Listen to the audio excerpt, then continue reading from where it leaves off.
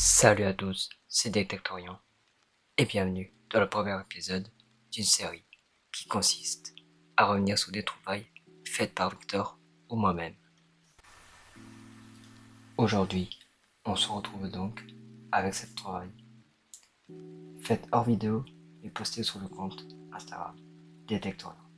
N'hésitez pas à vous abonner. Il s'agit là d'un couvercle qui permet de conserver dans une boîte en aluminium du savon de dentifrice de la marque Gibbs.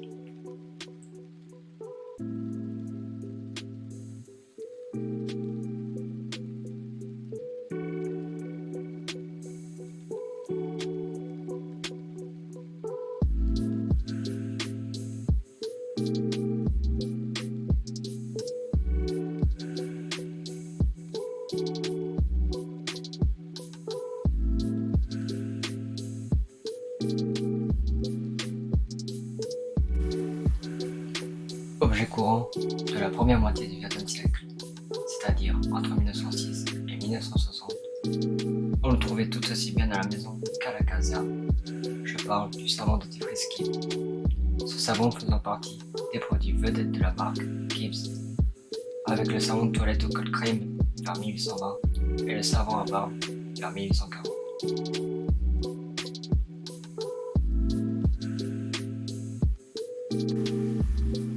Les produits de la savonnerie Gibbs sont très connus dans l'Angleterre du XXe siècle.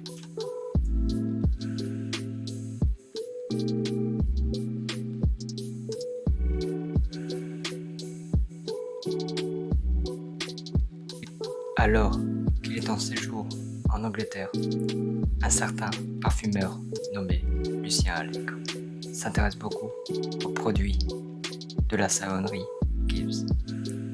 Il va alors s'adresser à Pierre Thibault, publicitaire, pour demander une collaboration. Le 10 mars 1906, la société Lucien Allègre et compagnie est lancée. Dans un local loué à Paris, les produits de toilette de marque sont exposés aux clients taillants, grands magasins, pharmacies, coiffeurs. Hélas, en 1909, pour des raisons de santé, Lucien Allègre quitte la collaboration et Pierre Thibault lance sa propre société, Thibault et compagnie. Les savons dentifrice, déjà disponibles au début du XXe siècle, sont stockés dans des boîtes en celluloïd, un plastique hautement inflammable. En plus de cela, ils dégagent une odeur de camphre, un composé organique issu du camphrier, qui est un arbre, mais également une odeur d'acide phénique. C'est pourquoi Gibbs seront les premiers à se servir de boîtes en aluminium pour leur savon dentifrice. En plus d'une présentation commerciale propre, elles permettent une conservation optimale du savon. Malgré cela, dès la première mise en vente des produits Gibbs en France en 1906, Pierre Thibault n'est pas content du goût du savon dentifrice. C'est pourquoi, avec l'accord de la firme anglaise, il va créer un nouveau parfum, un parfum adapté selon lui au marché français. C'est juste en 1912 que ce produit au parfum français appelé French Dentifrice sera vendu en Angleterre. Les soldats britanniques contribueront à la notoriété de ce produit et de la marque. Le savon de dentifrice Gibbs existe en plusieurs tailles, le modèle courant, le modèle de luxe et le modèle échantillon. Si le savon lui-même n'évolue pas, le packaging, quant à lui, va énormément évoluer au cours des 50 années de commercialisation. Il va alors exister 5 générations de boîtes en alu pour les savons de dentifrice Gibbs. La boîte du premier modèle, telle qu'elle était commercialisée entre 1906 et 1909, est une boîte ronde en aluminium d'un diamètre de 5 cm. Le couvercle supérieur présente les mentions suivantes. Savon, dentifrice, Gibbs, Lucien Allègre et compagnie, Paris. En 1909, les boîtes sont à nouveau modifiées. Elles ne laissent plus apparaître le nom de Lucien Allègre. On ne peut y lire seulement savon de dentifrice Gibbs, Paris.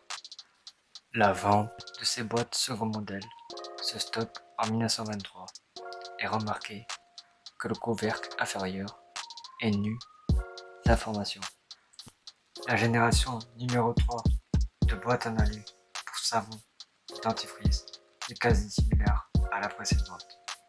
La grande différence est la mention fabrication française qui apparaît sous le couvercle inférieur. Sous le couvercle du haut, la police d'écriture est légèrement plus petite que sur la dernière version. Cela facilite la lecture et donc la reconnaissance du produit. Cette boîte rentre sur le marché après l'année 1923, date d'ouverture de l'usine française. Toujours en catalogue en 1927, la troisième génération laisse sa place à la quatrième au tout début des années 30. Sur la quatrième génération, le couvercle supérieur instaure le logo Gibbs. La boîte de savon de dentifrice quatrième génération est légèrement agrandie, 5,7 cm de diamètre au lieu de 5. Elle se ferme toujours en embattant le couvercle sur sa base à mi-hauteur, mais il y a deux innovations majeures. Le logo Gibbs sur le couvercle supérieur et le couvercle inférieur qui devient un office de présentoir et non plus un simple réceptacle. Autre nouveauté, sur la tranche, une bague dentelée permet une meilleure prise en main du couvercle. Le texte, quant à lui, reste le même. Savon, dentifrice, Gibbs, Paris. Au dos, la mention fabrication française reste la même, mais est accompagnée de inscrivez votre nom, qui permet à chacun de garder sa boîte au sein de la famille ou à la caserne. Enfin, pour le dernier modèle qui apparaît au cours des années 30, même après l'apparition de la première boîte en plastique en 1933, le texte sous le couvercle reste le même. Au dos apparaît la référence produit numéro 60, la mention fabrication française perdure et inscrivez vos initiales remplace inscrivez votre nom. Sur la tranche, la bague dentelée est doublée, ce qui facilite la prise en main du couvercle, maintenant que celui-ci s'emboîte sur toute la hauteur de la base. La boîte en alu 5e génération n'évoluera plus jusqu'en 1953, date à laquelle elle laisse sa place à la boîte référence 61, celle en plastique. La commercialisation du savon de dentifrice s'arrêtera à cause ou avec ce que nous connaissons aujourd'hui, les tubes de dentifrice. Pour conclure, je dirais que notre trouvaille à nous, que notre couvercle provient de la troisième génération. Pourquoi donc? Je n'ai pas le couvercle inférieur qui indique fabrication française, mais l'écriture m'a l'air plus petite pour être plus lisible. Je dirais donc que ce couvercle date de au moins 1923. Je tiens à préciser que la plupart de mes sources viennent du site quaconstit.fr, d'un article qui parle des produits Gibbs, article fait par Monsieur Ladal, Monsieur Gaston Ladal. Je tiens tout d'abord à le féliciter, mais aussi à le remercier car il m'a donné l'autorisation d'utiliser son article pour faire ma vidéo. Voilà. Je vous mets le lien de cet article dans la description. N'hésitez pas à aller voir si vous voulez encore plus en savoir sur les produits Gibbs. C'est très bien fait, très bien détaillé. Et j'espère que cette vidéo vous aura plu. Merci à tous d'avoir suivi. Je vous dis à bientôt dans une prochaine vidéo.